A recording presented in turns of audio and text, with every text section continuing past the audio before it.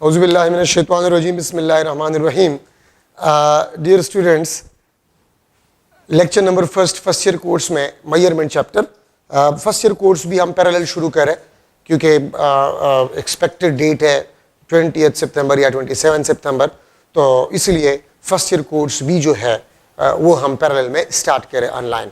First chapter में measurement आपके पास है, ठीक है। मेजरमेंट में अगर आप देखें तो फिजिक्स के डिफिनीशन से जो है वो स्टार्ट किया गया है।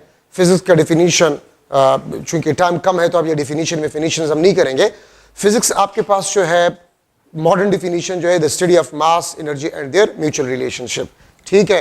तो आइंस्टाइन मास एनर्जी इक्वेशन के बेस पे फिजिक्स का डिफिनीशन किया गया है। E is equal to mc square, ठीक है। E आपके पास जो है this is for the energy और m आपके पास जो है दिस इज फॉर मास। और याद रखिए मास को हम कहते हैं this is condensed form of energy, ठीक है। और इस इक्वेशन के मुताबिक से energy and mass they are interdependent. Energy can be converted into mass and mass can be converted into energy, ठीक है। वेयर सी स्क्वायर आपके पास जो है this is a proportionality constant. तो देखिए जो मॉडर्न डिफिनीशन है फिजिक्स का वो इस इक्वेशन के बेस पे which is the Einstein mass energy equation is equal to mc square, ठीक है। So the study of mass, energy and their mutual relationship, क्योंकि इस कायनात में सिर्फ दो चीजें हैं, या तो एनर्जी है या मास है। एनर्जी मास में कन्वर्ट होता है, मास एनर्जी में कन्वर्ट होता है।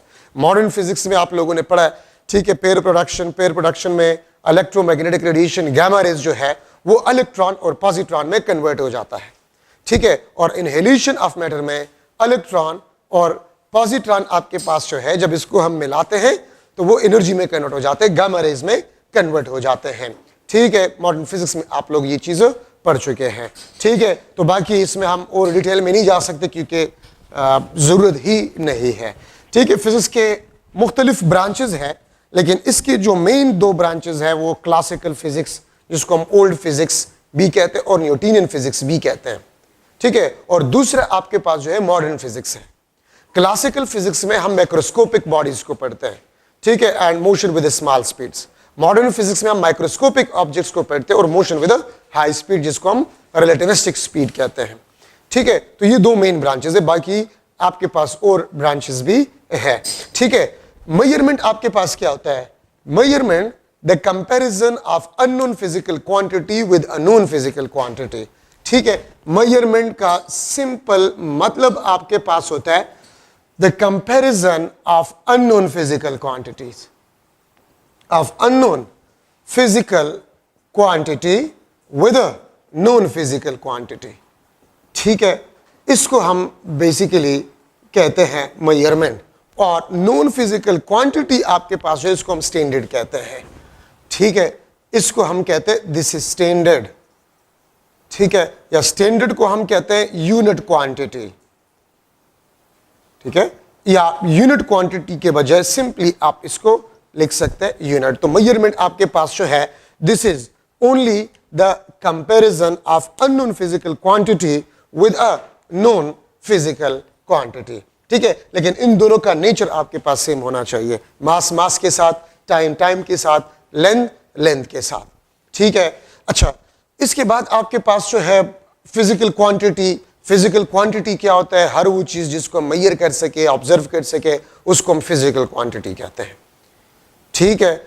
और फिजिकल क्वांटिटीज आपके पास दो किस्म के हैं, ठीक है। उसको भी फिर डिवाइड किया गया है, बेस या fundamental quantities and derived physical quantities, ठीक है। बेस या fundamental and derived physical quantities, ठीक है। अब इसका डिफिनीशन आपके पास क्या है? बेस या फंडामेंटल का डिफिनीशन उम्मीद है आप लोगों को आता होगा, ठीक है। The minimum number of those physical quantities in terms of which other physical quantities और फिजिकल लॉज में बी एक्सप्रेस्ड, ठीक है। तो उसको बेसिकली हम बेस या फंडामेंटल क्वांटिटीज कहते हैं, ठीक है।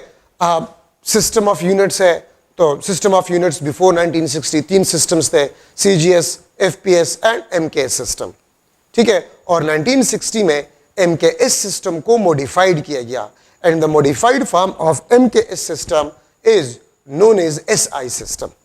और एसआई सिस्टम में 7 क्वांटिटीज को फंडामेंटल कहा गया, ठीक है, मास, लेंथ, टाइम, टेम्परेचर, ठीक है, वगैरह।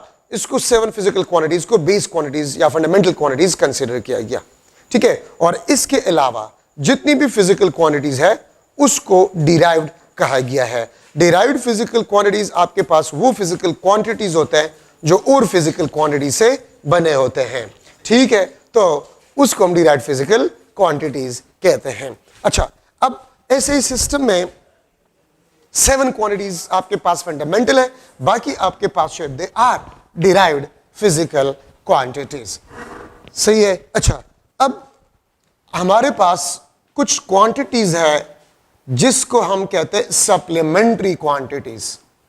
इसको हम क्या कहते हैं? सप्लीमेंट्री क्वांटिटीज कहते हैं। और सप्लीमेंट्री क्वांटिटीज आपके पास जो है नॉट फंडामेंटल नॉर डिराइव्ड। आज तक हम ये फैसला नहीं कर चुके कि हम सप्लीमेंट्री क्वांटिटीज को बेस या फंडामेंटल में डाल दें या डिराइव्ड में डाल दें, because the nature of these physical quantities are totally different. तो इसलिए आज तक ये फैसला हम नहीं कर चुके कि इसको हम फंडामेंटल में रख ले कि इसको हम डिराइव्ड में रख ले, ठीक है। तो इसलिए इसको नाम दिया गया सप्लीमेंट्री क्वांटिटीज, ठीक है। 2 किस्म के आपके पास है, ठीक है। फर्स्ट आपके पास जो है प्लेन एंगल और सेकंड आपके पास जो है सॉलिड एंगल। ये दोनों प्योरली ज्योमेट्रिकल क्वांटिटीज है, ये दोनों प्योरली ज्योमेट्रिकल क्वांटिटीज है, plane angle and solid angle, ठीक है। प्लेन एंगल आपके पास क्या है? प्लेन एंगल आपके पास क्या है? अगर मैं एक सर्कल को लूं, ठीक है, और यहां से मैं दिस इज ओ, ये आपके पास A point, this is B and this is R. इसको हम कहते हैं this is A B arc, और ए बी आर्क को हम एस कहते हैं, दिस इज रेडियस। ये arc length centre of circle पे जो एंगल बनाता है उसको हम प्लेन एंगल कहते हैं। तो डिफिनीशन में नहीं लिख रहा, मैंने आपको बता दिया कि डिफिनीशंस का टाइम हमारे पास नहीं है, डिफिनीशंस आप खुद पढ़ा करें, ठीक है। Plane angle, the angle subtended by arc length of a circle at the center of a circle. The angle subtended by the arc length of a circle at the center of a circle is known as plane angle. देखिए, symbolic representation ये फर्जी होते हैं, symbolic representation आपके पास होते हैं, ये फर्जी होते हैं। सिंबल्स आप कुछ भी इस्तेमाल कर सकते हैं, लेकिन मोस्टली कॉमन जो सिंबल आपके पास है प्लेन एंगल का, थीटा, इसको मोस्टली कॉमन यूज करते हैं, ठीक है। सो प्लेन एंगल को थीटा से डिनोट किया जाता है। एस यहां पर आपके पास जो ये आर्क लेंथ है, आर आपके पास जो this is the radius of a circle, ठीक है। और आपके पास जो फार्मूला है, अगर मैं इसको थोड़ा सा 2-3 स्टेप्स में कर लो, arc length is directly proportional to R if theta is kept constant, ठीक है। अगर आप रेडियस को बढ़ा रहे हैं, आप थोड़ा सा इस डायग्राम को देख सकते हैं, अगर मैं रेडियस को बढ़ा रहा हूं, अगर मैं रेडियस को बढ़ा रहा हूं तो आर्क लेंथ आपके पास बढ़ रहा है, थीटा कांस्टेंट है, theta constant, S is directly proportional to R, ठीक है। अगर आप 2 सर्कल जिसके रेडियाई डिफरेंट है, अगर उसका सेम प्लेन एंगल आप ले रहे हैं तो आर्क लेंथ आपके पास डिफरेंट होगा। और मैं रेशियोज अगर लिख लूं तो S1 divide by S2 is equal to R1 divide by R2, ठीक है। S is directly proportional to theta if R is kept constant. इसको समझना आसान है। अगर मैं थीटा को बढ़ा रहा हूं, आप यहां से देख सकते हैं, अगर मैं थीटा को बढ़ा रहा हूं, ठीक है, अगर मैं थीटा को बढ़ा रहा हूं तो आर्क लेंथ भी आपके पास बढ़ रहा है, ठीक है, if the radius of circle is kept constant. आप देखिए, अगर मैं आर्क लेंथ को बढ़ा, थीटा को बढ़ा रहा हूं तो आर्क लेंथ भी बढ़ता है, ठीक है। और अगर मैं यहां पर इसका रेशियोज लिख लूं तो S1 divide by S2 is equal to theta 1 divide by theta 2। अच्छा, अब दोनों को अगर मैं मिला लूं तो S is directly proportional to R theta. Proportionality को अगर मैं खत्म कर लूं तो K R थीटा, और K आपके पास किस चीज के बराबर है? 1 के बराबर है, तो S is equal to R theta, ठीक है। ये आपके पास इक्वेशन बन गया है। प्रोपोर्शनलिटी कांस्टेंट K का वैल्यू आपके पास जो है वो 1 है। अब आप में से कुछ स्टूडेंट्स के ज़हन में ये आएगा कि कूलम्स लॉ में के जो है उसका वैल्यू 1 नहीं है, लेकिन यहां पर 1 है। ठीक है, तो याद रखिए प्रोपोर्शनलिटी कांस्टेंट का वैल्यू क्या होगा ये हमें एक्सपेरिमेंट बताते हैं। एक्सपेरिमेंट से हमें पता चल जाता है कि के का वैल्यू आपके पास है वो क्या होगा। ठीक है, मैं यहां पर भी लिख सकता हूं theta is equal to S divide by R. ठीक है, और थीटा आपके पास क्या है, प्लेन एंगल है। तो देखिए प्लेन एंगल का डिफिनीशन आपके पास ये हो गया है, the ratio of arc length of a circle and radius of a circle. The ratio of arc length and radius of a circle is known as a plane angle. तो ये भी definition है, the ratio of arc length of a circle to the radius of a circle is known as plane angle. तो ये भी आपके पास plane angle का definition है। ठीक है, अच्छा अब यहां पर अगर मैं लो standard unit,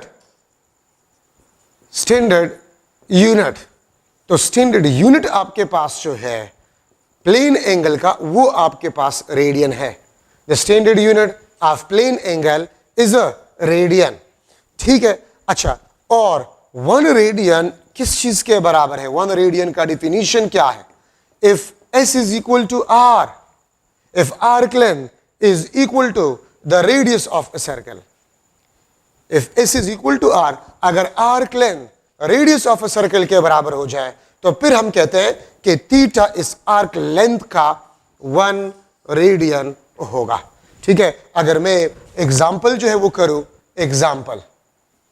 example number 1, if S is equal to 2 centimetre और रेडियस भी आपके पास 2 सेंटीमीटर है, एस भी आपके पास 2 सेंटीमीटर है, रेडियस भी आपके पास 2 सेंटीमीटर है, तो थीटा आपके पास जो होगा it will be equal to 1 radian, ये 1 रेडियन के बराबर आपके पास होगा। अगर मैं सेकंड एग्जांपल लूं, if S is equal to 6 centimetre, radius of a circle is also 6 centimetre, so theta आपके पास जो होगा it will be equal to 1 radian. So if arc length of a circle is equal to the radius of a circle, then theta will be equal to 1 radian. तो देखिए मैं इस फार्मूले को इस तरह लिख सकता हूं, एस डिवाइड बाय आर, और ये आपके पास रेडियन। ठीक है, ये एस बाय आर ये आपको न्यूमेरिकल वैल्यू के बारे में बताता है। ठीक है, और आपके पास जो रेडियन है this is a proper unit. Radian आपके पास जो है ये आपके पास प्रॉपर यूनिट है, और यूनिट और न्यूमेरिकल वैल्यू मिलकर आपको मैग्नीट्यूड के बारे में बताता है। न्यूमेरिकल वैल्यू का मतलब होता है कि how much a physical quantity is more or less than the standard. ठीक है, आपको जो न्यूमेरिकल वैल्यू है वो आपको ये बताता है कि एक फिजिकल क्वांटिटी कितना ज्यादा है या कितना कम है फ्रॉम द स्टैंडर्ड वैल्यू। ठीक है, इसका मतलब आपके पास जो है वो ये होता है। ठीक है, अब अगर मैं लिख लूं कि आपके पास मास है, mass is equal to 1 kg, अगर मैं लिख लूं mass is equal to 5 kg, तो 5 kg का मतलब होता है 5 टाइम्स ऑफ 1 kg। तो इसका मतलब ये होता है कि ये मास जिसकी हम बात कर रहे हैं this is 5 times of standard. 1 kilogram standard है, यूनिट है, और जो मास लेट सपोज मैंने मेजर किया है वो 5 टाइम्स ऑफ स्टैंडर्ड है। तो न्यूमेरिकल नंबर आपको ये बताता है कि how much times the measured value is more or less than the physical quantity या स्टैंडर्ड। ठीक है, तो ये आपके पास रेडियन का डिफिनीशन आपके पास होगी, और complete formula S divide by R radian. ठीक है, अब अगर मैं लिख लूं कि arc length is equal to 2 times of radius, अगर मैं लिख लूं, चलिए मैं एक MCQ, if arc length of a circle is equal to 2 times of radius of a circle, then plane angle will be equal to dash. Plane angle आपके पास है वो क्या होगा। ठीक है, तो मैं लिख सकता हूं 1 radian, 2 radian.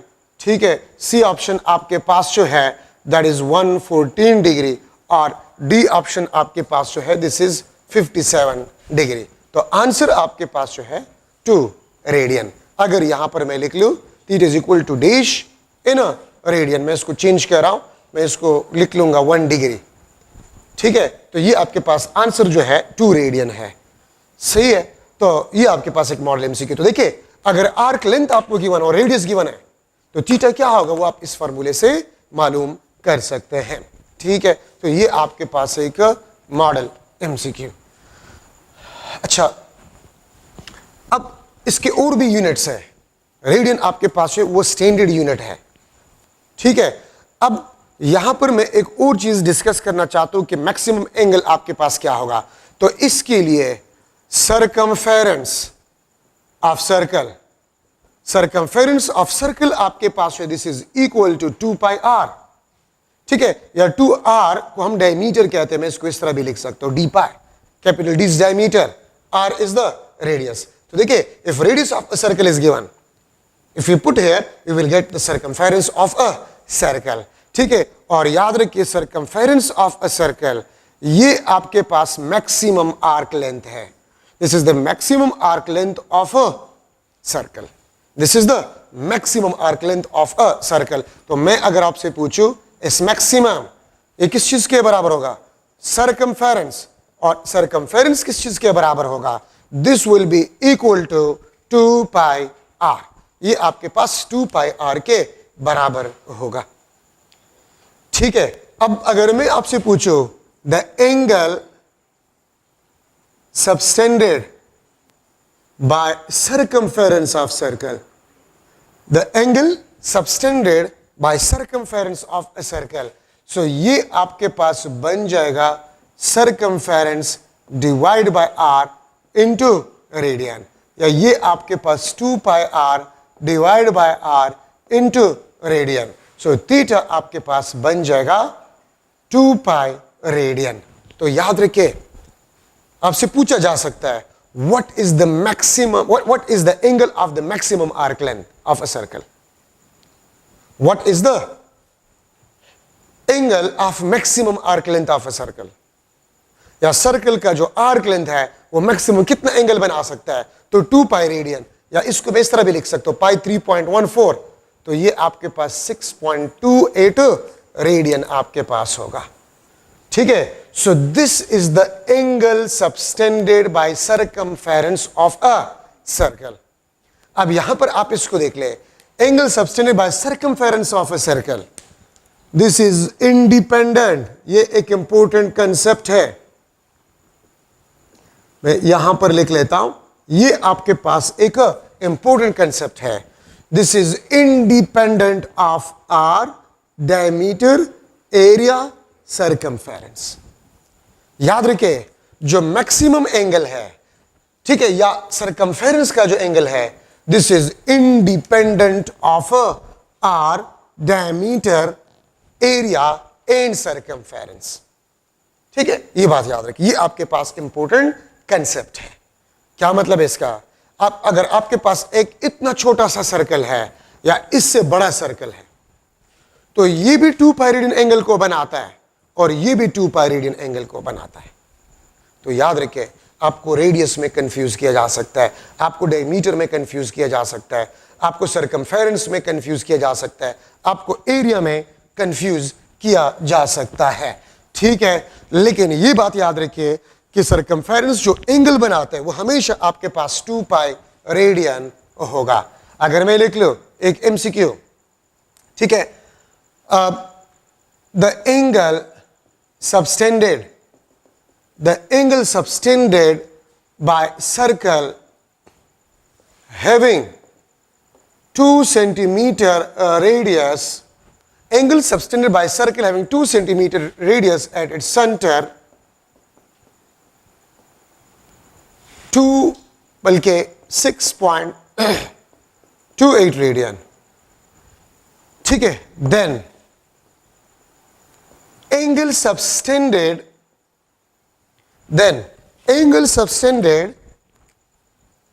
by circumference of another circle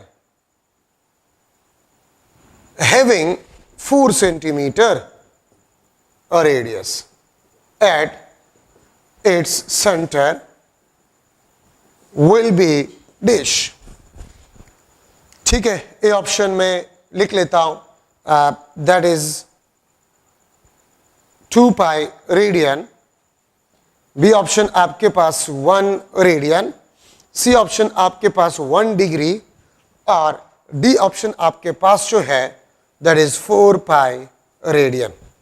ठीक है, आप थोड़ा सा क्वेश्चन को देखें, मैंने यहां पर लिखा the angle subtended by circle of circle 2 centimetre radius. तो अगर दूसरा सर्कल है जिसका रेडियस 4 सेंटीमीटर है, वो कितना एंगल बनाएगा? तो देखिए, अगर सर्कल का डायमीटर डबल हो जाए, रेडियस डबल हो जाए, सरकमफेरेंस डबल हो जाए, एरिया डबल हो जाए, ठीक है, तो याद रखिए सरकमफेरेंस के एंगल पे कुछ भी फर्क नहीं पड़ेगा, वो आपके पास 2 पाई रेडियन ही होगा। एक सर्कल जो है वो 2 पाई रेडियन से ज्यादा एंगल नहीं बना सकता। So the maximum angle by the circumference of a circle is a 2 pi radian. The angle subtended by maximum arc length of a circle is 2 pi radian. ठीक है, अगर आप एरिया को डबल करें, रेडियस को, एरिया को, circumference को, diameter को, अब जितने भी टाइम चेंज करें तो सरकमफेरेंस ऑफ अ सर्कल वो 2 पाई रेडियन एंगल को बनाएगा। ठीक है, ये बात याद रखिए। सो this is one of the model MCQ in a radian. यहां पर जो पाई हमने लिख लिया पाई, तो पाई का डेफिनेशन आपके पास क्या है? The ratio of circumference of a circle to the diameter of a circle. ठीक है, इसको हम कहते हैं this is pi. The ratio of circumference of a circle to the diameter of a circle is equal to pi. इसको हम पाई कहते हैं। ठीक है, तो ये आपके पास पाई का डिफिनीशन हो गया। अच्छा, अब यहां पर हम स्टार्ट कर रहे हैं degree. Degree is also unit of plane angle. This is also the unit of plane angle, but this is not a standard unit. Unit एक फिजिकल क्वांटिटी, एक से ज्यादा यूनिट्स हम इस्तेमाल करते हैं, लेकिन सारे स्टैंडर्ड नहीं होते। ठीक है, उसमें आपके पास जो है कोई एक जो है वो स्टैंडर्ड होते हैं, वो डिपेंड करता है सिस्टम पे। ठीक है, तो डिग्री आपके पास unit of plane which is not standard. ठीक है, 1 degree this is equal to 1 divide by 360 of circumference of a circle. 1 degree आपके पास जो है this is equal to 1 divide by 360 of circumference of a circle. ठीक है, मतलब ये है कि सरकमफेरेंस ऑफ सर्कल को अगर आप 360 इक्वल पार्ट्स में डिवाइड करें तो एक पार्ट का एंगल 1 डिग्री होगा। ठीक है, ये बात आप लोग याद रखिए। या मैं इस तरह भी लिख सकता हूं, angle of circumference is equal to 360 degree. तो देखिए, सरकमफेरेंस का एंगल 2 पाई रेडियन भी है और 360 डिग्री भी है, तो मैं लिख सकता हूं 2 पाई radian is equal to 360 degree. 2 pi radian is equal to 360 degree. और अगर मैं इसको स्प्लिट करूं तो 1 रेडियन आपके पास बन जाएगा 360 डिग्री डिवाइड बाय 2 पाई। और अगर आप इसको सॉल्व करें तो आपके पास बन जाता है 1 radian is equal to 57 degree. तो ये इक्वेशन आपको बता रहा है कि radian is larger than degree. Radian degree से लार्जर है। ठीक है, और अगर मैं इंटर कन्वर्जन करना चाहता हूं तो n times of 1 radian is equal to n times of 57 degree. 2 radian कितने डिग्री के बराबर है? तो 2 मल्टीप्लाई करें दोनों साइड पे। ठीक है, 4 रेडियन तो कितने डिग्री के बराबर? तो 4 दोनों साइड पे मल्टीप्लाई करें। ठीक है, और मैं इस तरह भी लिख सकता हूं कि 1 degree is equal to 2 pi radian divide by 360। ठीक है, तो मैं यहां से लिख सकता हूं 1 डिग्री आपके पास जो होगा this will be equal to, ये आपके पास इक्वल होगा 1 degree is equal to 1 divide by 57 radian. 1 divide by 57 radian आपके पास होगा। ठीक है, अच्छा, so n times of 1 degree this is equal to n times of 1 divide by 57 radian. ये भी आप इंटर कन्वर्जन के लिए इस्तेमाल कर सकते हैं। रेडियन से आप डिग्री में जा सकते हैं, डिग्री से आप रेडियन में जा सकते हैं। ठीक है, तो ये बात याद रखें। अच्छा, देखिए, रिवॉल्यूशन भी आपके पास यूनिट है। रिवॉल्यूशन यहां पर लिख लेता हूं, रिवोल्यूशन आपके पास जो है, this is also the unit of plane angle.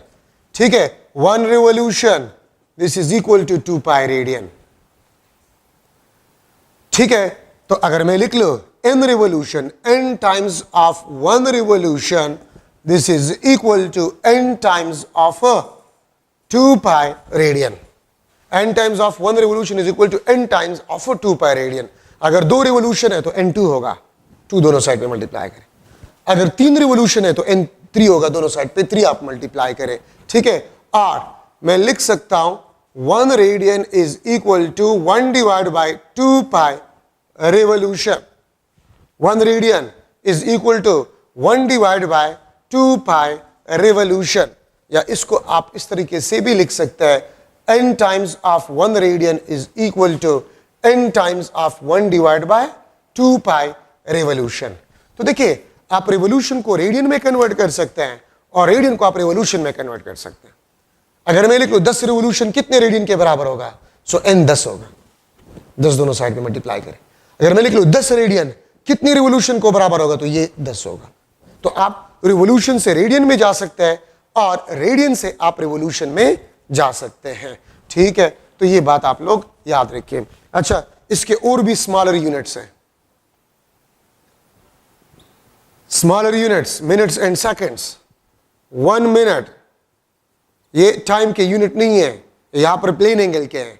1 divide by 60 of degree. ठीक है, 1 मिनट 1 डिवाइड बाय 60 डिग्री। इसका मतलब क्या है, क्या 1 डिग्री को आप 60 इक्वल पार्ट्स में डिवाइड करें। 1 डिग्री को आप 60 इक्वल पार्ट्स में डिवाइड कर, देखिए इसको मैं इस तरह भी लिख सकता हूं, 60 मिनट्स। यहां पर मिनट्स प्लेन एंगल का यूनिट है, तो 1 डिग्री को 60 इक्वल पार्ट्स में डिवाइड करें तो एक पार्ट का एंगल वो 1 मिनट होगा। ठीक है, और सिमिलरली आपके पास सेकंड है, 1 second is equal to 1 divide by 60 minutes. ठीक है, अगर 1 मिनट को आप 60, अगर मैं लिख लो 1 मिनट को आप 60 सेकंड्स लिख सकते हैं। ठीक है, मतलब ये है कि 1 डिग्री को अगर 60 इक्वल पार्ट्स में डिवाइड किया जाए, 1 डिग्री को अगर 60 इक्वल पार्ट्स में डिवाइड किया जाए तो एक पार्ट का एंगल 1 मिनट होगा। ठीक है, अगर 1 डिग्री को 60 इक्वल पार्ट्स में डिवाइड करें तो एक जो पार्ट होगा उसका एंगल 1 मिनट होगा। और अगर 1 मिनट को आप 60 इक्वल पार्ट्स में डिवाइड करें तो एक पार्ट का एंगल 1 सेकंड होगा। Here minutes and seconds are the unit of a plane angle, और ये स्मॉल यूनिट्स है। और मैं अगर आपसे पूछूं कि रेडियन जो है, रेडियन और डिग्री में कौन सा बड़ा यूनिट है, तो याद रखिए radian is large unit than degree, क्योंकि 1 रेडियन 57 डिग्री के बराबर है, तो रेडियन आपके पास वो लार्ज यूनिट है। अच्छा, अब ये देखिए, आपने theta is equal to s divide by r into radian. अब इस रेडियन को मैं डिग्री से भी रिप्लेस कर सकता हूं। 1 रेडियन कितने डिग्री के बराबर है, 57 डिग्री के बराबर है। ठीक है, तो डायरेक्टली अगर आपको आर्क लेंथ गिवन और रेडियस ऑफ अ सर्कल, तो डायरेक्टली डिग्री में आप इससे मालूम कर सकते हैं।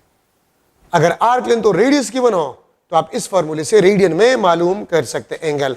ठीक है, आप देखिए, अगर मैं लिख लो कि s आपके पास जो है, अगर मैं लिख लो if s is equal to arc length 2 time of radius of a circle, if the arc length is equal to 2 times of radius of a circle, then plane angle will be equal to dash degree। ठीक है, कितना degree आपके पास होगा। ठीक है, तो अगर आप इसमें पुट करें, मैं लिख लूंगा 2 radian, B option 114, C option आपके पास जो है 2 और डी ऑप्शन आपके पास 1 रेडियन। तो आंसर आपके पास क्या होगा, S 2R पुट करें, R कैंसिल, 2 मल्टीप्लाई बाय 57, 114 आपके पास आंसर हो जाएगा। ठीक है, तो S बाय R रेडियन, अगर आपको आर्क लेंथ गिवन हो और रेडियस, डायरेक्टली रेडियन का एंगल आप इससे मालूम कर सकते हैं। अगर आर्क लेंथ और रेडियस गिवन हो, डायरेक्टली आप इससे डिग्री में कन्वर्ट कर सकते हैं।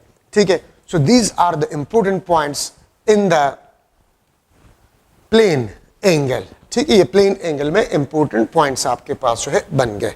ठीक है, अगर मैं आपसे पूछूं हाफ सरकमफेरेंस कितना एंगल बनाते हैं, हाफ सरकमफेरेंस, तो पूरा सरकमफेरेंस 2 पाई रेडियन, तो हाफ सरकमफेरेंस पाई रेडियन।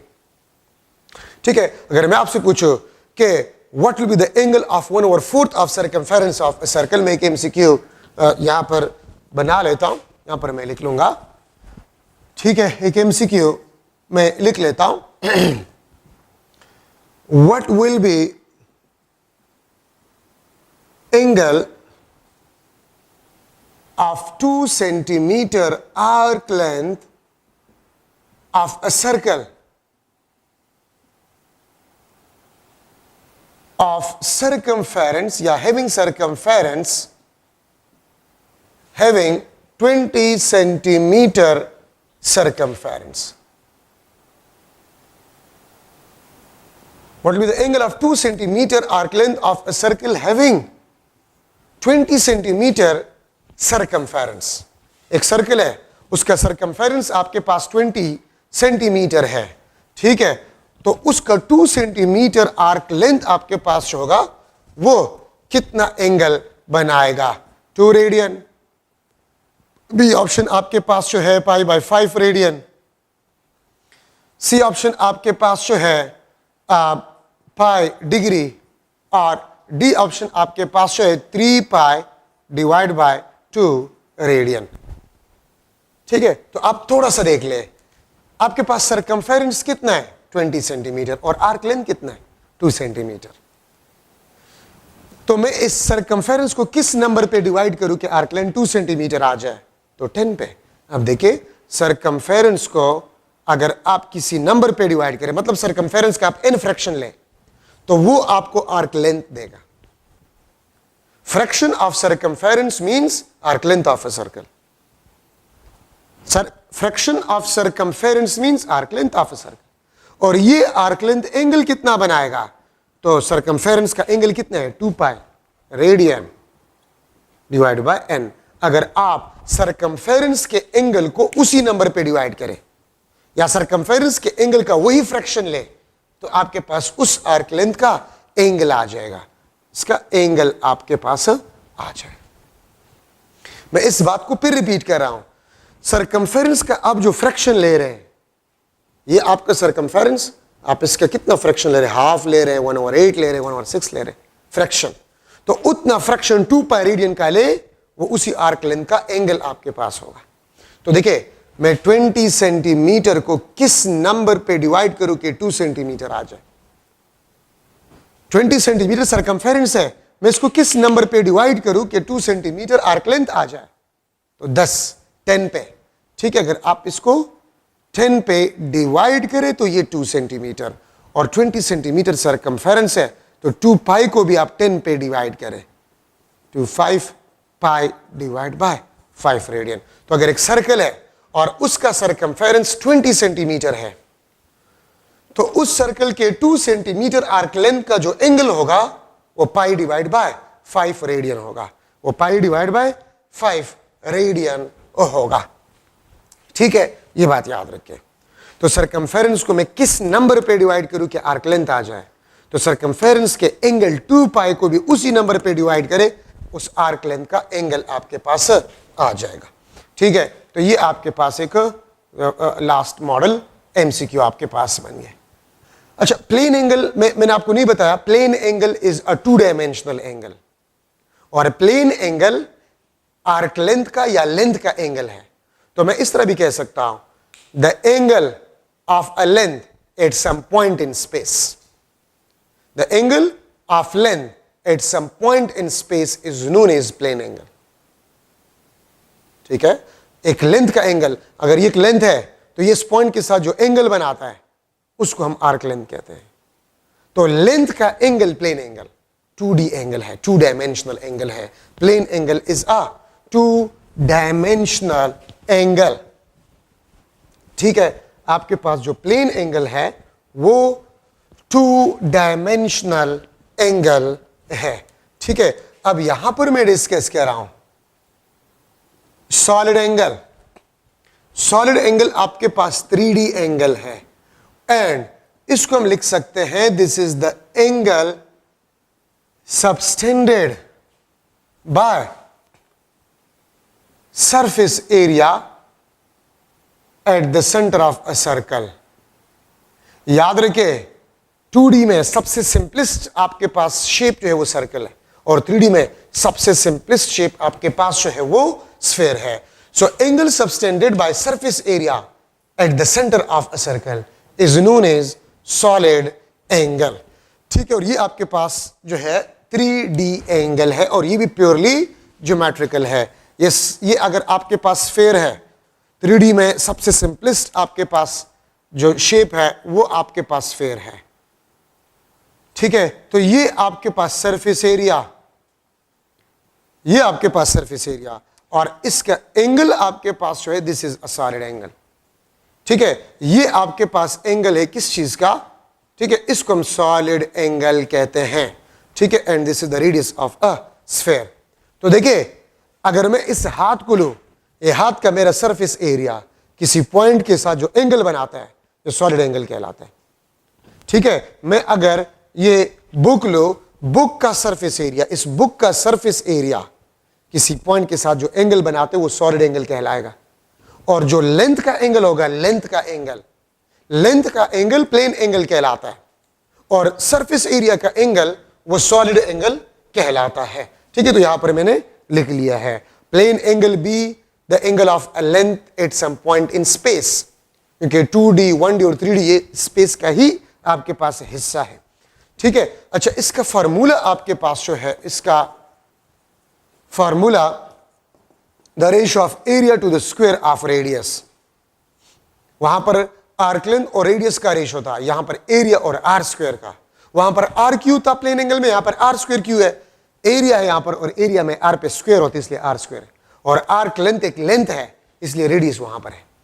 ठीक है, अच्छा, इसका जो स्टैंडर्ड यूनिट है, द स्टैंडर्ड यूनिट, तो स्टैंडर्ड यूनिट इसका स्टेरेडियन है। स्टेरेडियन आपके पास है, this is the standard unit of a solid angle. ठीक है, और वन स्टेरेडियन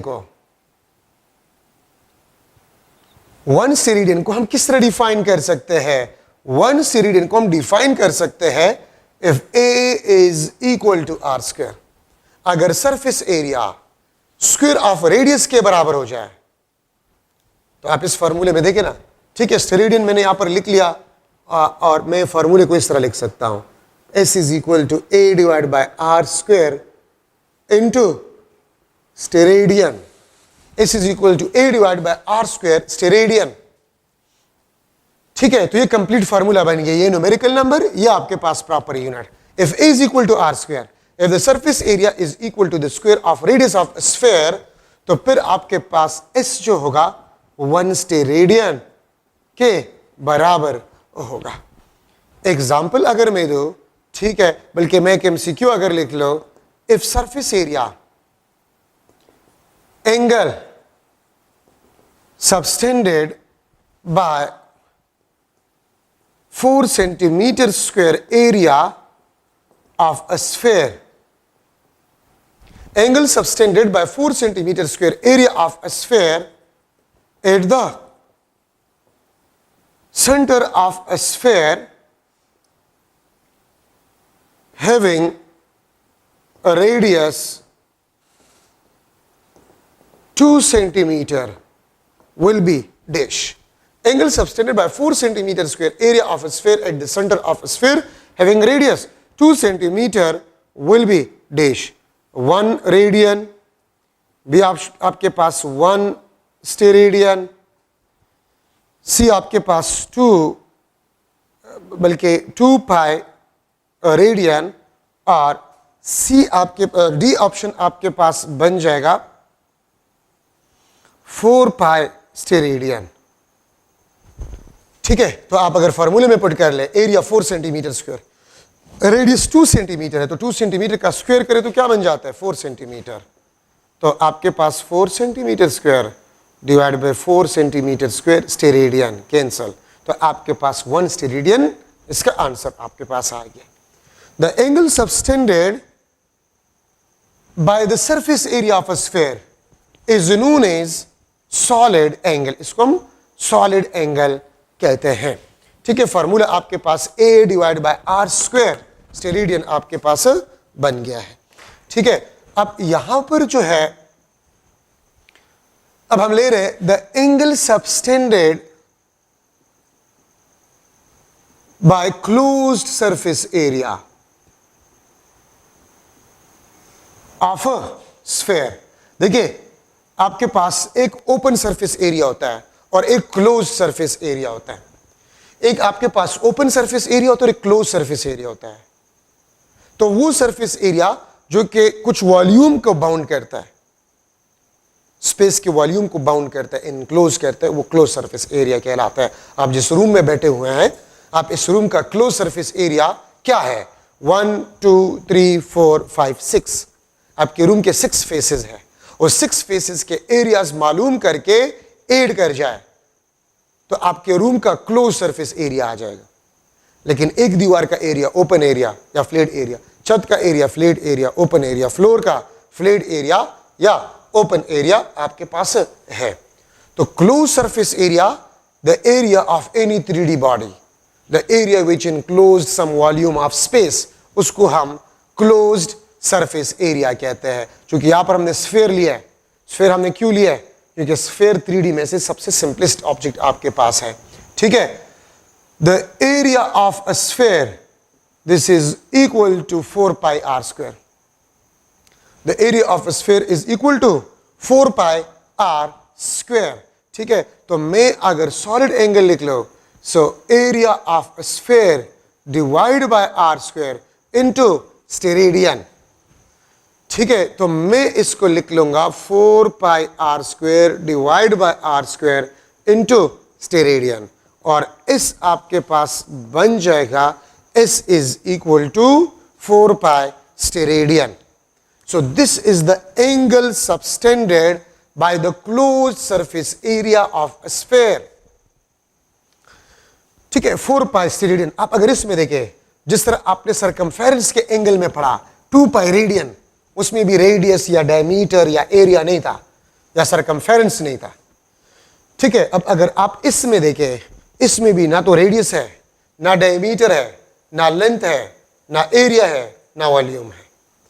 तो मैं लिख लूंगा एक इंपॉर्टेंट कंसेप्ट, इसमें भी एक इंपॉर्टेंट कंसेप्ट में लिख लूंगा कि आपके पास independent of R, diameter D, area A, volume V, ठीक है, इससे इंडिपेंडेंट आपके पास होता है। सो देखिए, मैं इसके साथ भी लिख लेता हूं, this is the angle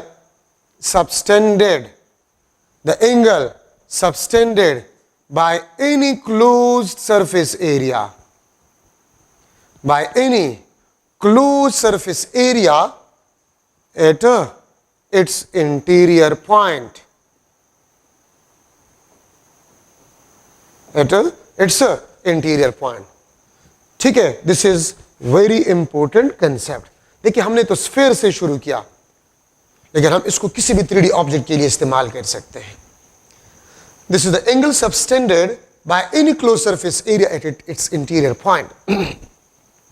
any closed surface area, आप जिस रूम में बैठे हुए हैं, उस रूम के क्लोज सरफेस एरिया का एंगल किसी इंटीरियर पॉइंट के साथ क्या है? तो 4 पाई स्टेरेडियन। ठीक है, फुटबॉल है, फुटबॉल का क्लोज सरफेस एरिया सेंटर के साथ, विच इज द इंटीरियर पॉइंट। ठीक है, 4 पाई स्टेरेडियन। क्रिकेट बॉल का 4 पाई स्टेरेडियन। अर्थ का क्लोज सरफेस एरिया अपने सेंटर के साथ 4 पाई स्टेरेडियन। सन का क्लोज सरफेस एरिया सेंटर के साथ एंगल 4 पाई स्टेरेडियन। तो देखिए, अगर आप एक क्रिकेट बॉल ले रहे हैं, आप एक फुटबॉल ले रहे हैं, आप अर्थ ले रहे हैं, आप सन ले रहे हैं, ठीक है, आप अपना रूम ले रहे हैं, तो हर चीज के क्लोज सरफेस एरिया का जो एंगल है वो 4 पाई स्टेरेडियन होता है। ठीक है, एट इट्स इंटीरियर पॉइंट। ये एक्सटीरियर के साथ नहीं हो सकता, ये इंटीरियर के साथ होता है। ठीक है, सो ये मैक्सिमम एंगल है। अगर आपसे मैं पूछूं what is the maximum angle of a surface area of a close surface area, surface area of a close surface area, आपके रूम का एक वॉल का सरफेस एरिया वो क्लोज सरफेस एरिया का ही हिस्सा है। ठीक है, तो 4 पाई स्टेरेडियन ये आपके पास मैक्सिमम एंगल है। तो एक स्फेयर का रेडियस जो भी हो, एक स्फेयर का डायमीटर जो भी हो, मैं यहां पर लिख सकता हूं MCQ के the ratio of the radii of 2 spheres is equal to 1:4। ये आपके पास ratio of radii of spheres, ratio of radii of spheres आपके पास है, ratio of radii of spheres आपके पास है। Then what will be ratio of their solid angle, what will be the ratio of their solid angles? ठीक है, then what will be the ratio of their solid angles of closed surface area? ठीक है, तो A option आपके पास 1:4, B option 1:1, C option 1:16, D option 4:1। तो दो spheres के रेडियाई के जो भी रेशोज हो, उनके डायमीटर्स का जो भी रेशो हो, उनके एरियाज या वॉल्यूम्स का जो भी रेशो हो, तो सॉलिड एंगल्स तमाम स्फेयर्स का, तमाम क्लोज सरफेस एरिया का आपके पास 4π रेडियन होगा, तो 1:1। ठीक है, एक दूसरा एमसीक्यू मैं आपसे यह भी पूछ सकता हूं, एक दूसरा MCQ, the angle subtended by each surface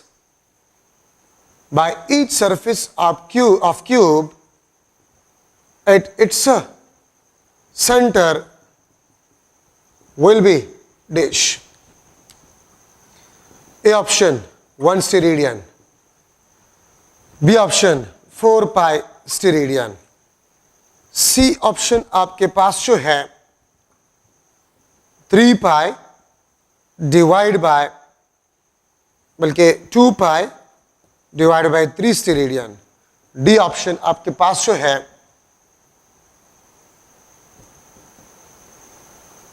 4π divide by 3 steradian. तो आंसर आपके पास क्या होगा? तो देखिए मैंने यहां पर क्या लिखे, क्यूब, और आपको पता है कि क्यूब के तमाम सरफेसेस एरियाज वो इक्वल होते हैं, तो मैंने यहां पर लिखे ईच सरफेस एरिया।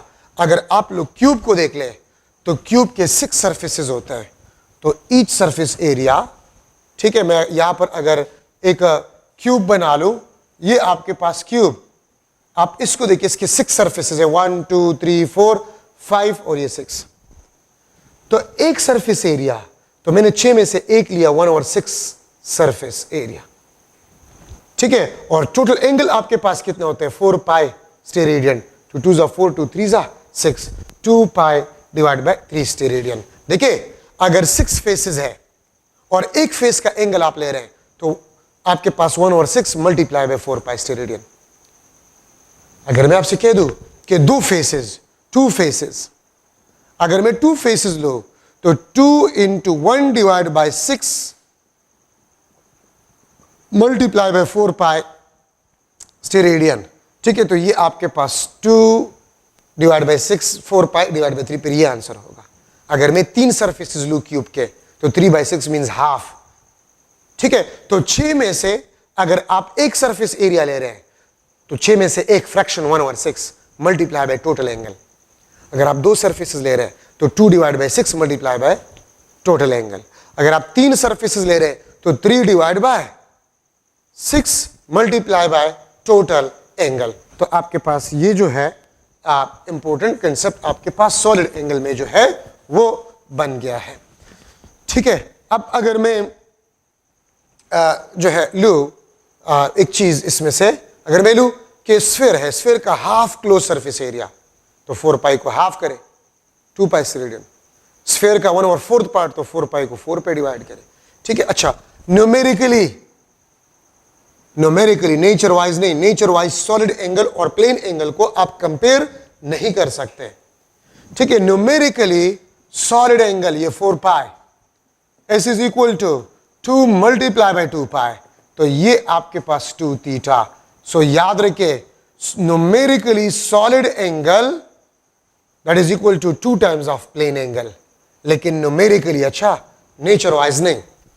न्यूमेरिकली का मतलब क्या है? अगर मैं आपसे पूछूं न्यूमेरिकली का मतलब क्या है, न्यूमेरिकली का मतलब ये होता है, आप यहां पर देखें, अगर मैं लिख लो 10 किलोग्राम ये मास है और टाइम आपके पास 10 सेकंड्स है, तो मास और टाइम तो बराबर नहीं हो सकते, लेकिन न्यूमेरिकली आपके पास mass is equal to T means 10 is equal to 10।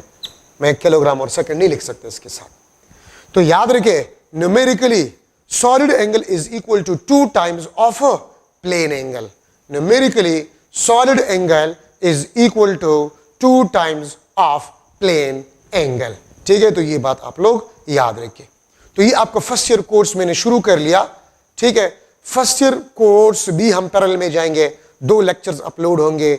ठीक है, एक सुबह और एक शाम को, और कोशिश करते कि इंपॉर्टेंट चीजें जो है फर्स्ट ईयर चूंकि इंपॉर्टेंट और आप लोगों से भूल गए तो हम इसमें ज्यादा काम करेंगे, और सेकेंड ईयर में थोड़ा, सेकेंड ईयर में तो कम जो है काम जो है वो रह गया है।